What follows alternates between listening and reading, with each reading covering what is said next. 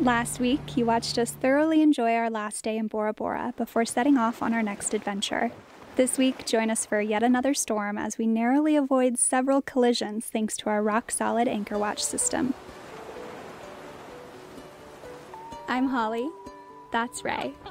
And this is our home, Sabado. Together, we've sailed the east coast of the United States, the Bahamas, and the Caribbean. And now we've begun the next leg of our circumnavigation, the Pacific. Subscribe to tag along on the adventure.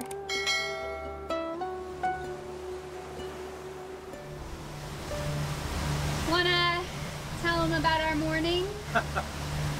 Yeah, so the wind is blowing pretty good. It was forecasted, so we knew it. Went into a little hidey hole that was usually protected from all the reviews that we've had, but it still had high winds. So we were seeing 25, 30 knots of wind, and this morning we had 2 boats drag down on us. One overnight went right, I mean there was only probably 40 feet between us and the boat next to us, and they went right down the middle and ended up grounded. And then earlier this morning, another boat was having trouble anchoring, powered forward at, I don't know, 4+ knots with their anchor all the way down, and it looked like it wrapped around their keel or their rudder or something. And so they started dragging on us right in front of us, straight down. So we did an emergency anchor raise and got out of there. We're trying to find another spot to go. Anchoring is fairly limited on this island because of regulations, and so far any of the other anchorages are jam-packed. So we're just going to continue looking. Maybe we'll just keep doing loops for the next 4 days until the wind dies down. Oh my god. That's one of the things to be aware of in the Society Islands. Well, I guess French Polynesia as a whole. They're implementing some pretty strict anchoring rules. It's not only based on where you can anchor, but the number of boats that can anchor there. And they're fairly new regulations that are just now starting to be enforced. Yeah, I don't know if right now there's any penalties, but they do reach out to you based on your customs and immigration documents. So something to be aware of if you're planning a season here in the future. Yeah, for sure. They it also sounds like they are using locals in the anchorages or in the bays to enforce it. So I don't know. We'll see how that goes.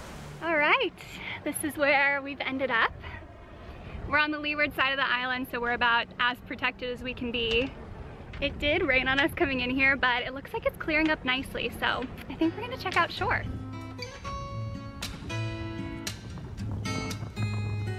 We have found the floating bar. I repeat, we have found the floating bar.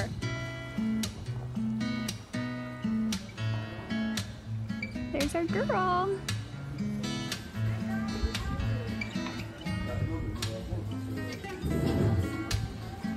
The sober stint is over. I'm not getting hammered.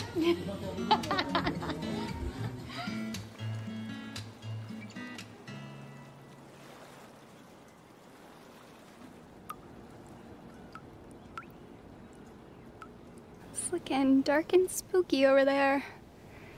There's Bora Bora. We actually had some lightning last night, which is always stressful when your house has a giant metal pole through the middle of it.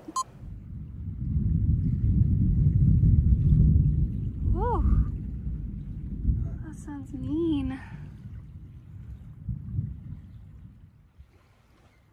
Oh gosh.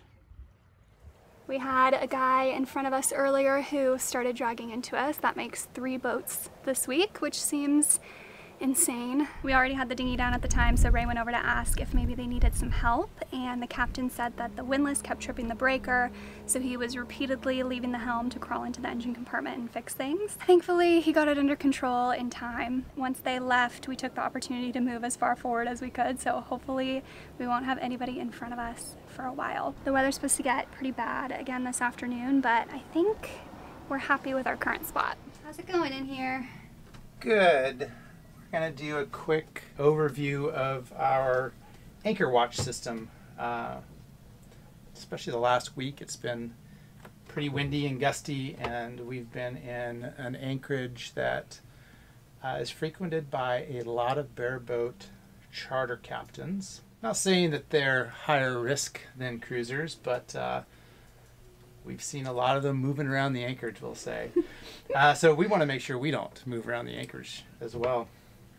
We've got 3 anchor watch systems. We don't always use all 3, but if we have particularly tight space or stormy conditions, we will use all 3.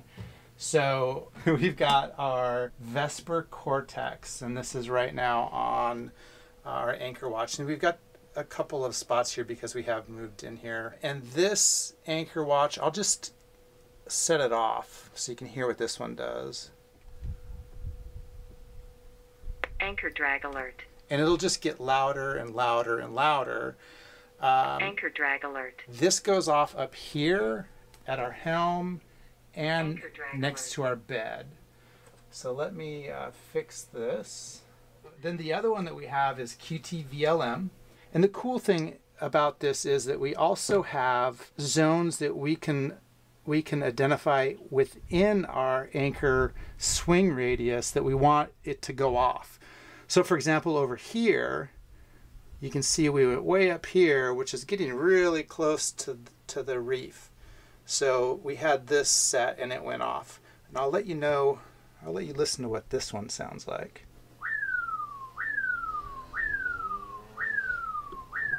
Okay, so there's that one. And that goes over the speakers on the boat?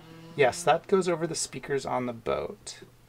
Okay, and then this one here, you can see down here, it's telling us how far away we are from our anchor and how far away until the alarm goes off. This tells you how deep we're anchored currently.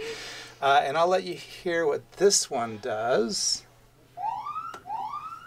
Salvador is outside the anchor watch zone. And so that's coming off of our phone. I'm going to turn that down. The phone and the speakers over the boat again. Yes, and so this goes off if we are off the boat, and you'll see it right here where it says anchor alarm emergency. And so this works as long as our phone has an internet connection and we have Starlink. Let me go ahead and turn this off Salvador is outside the anchor watch zone. Stresses me out. I know. All right, and that will just keep going until we acknowledge it, which I'm going to do right now. And so with these systems, we really feel like we're protected against us dragging our anchor. What we will do when we have boats in front of us, if it's particularly stormy or we don't think they put out enough scope or they anchored too close, we'll drop a mark on them with our radar and use OpenCPN to track them, and if they get close to us, then alarms will go off. And so far, it's been working out great. We have had a number of boats dragged down onto us this last week. Luckily, we were able to avoid all of them. And yeah, if you have any questions, let me know. I'd be happy to go into a little bit more detail on how we get this set up and how we monitor it. So there it is. Here comes the wind. Right on schedule.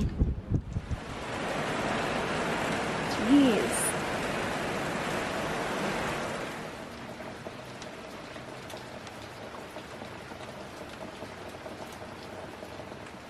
It's okay, buddy. You can hang out here. Oh! Almost forgot to pull the dinghy plug.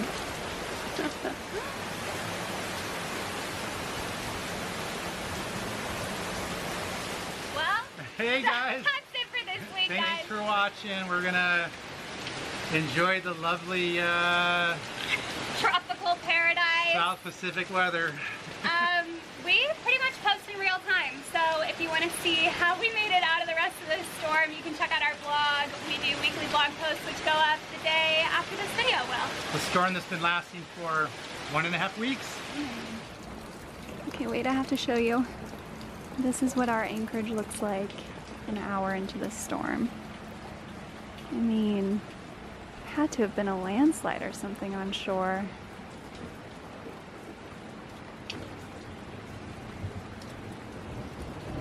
This is insane.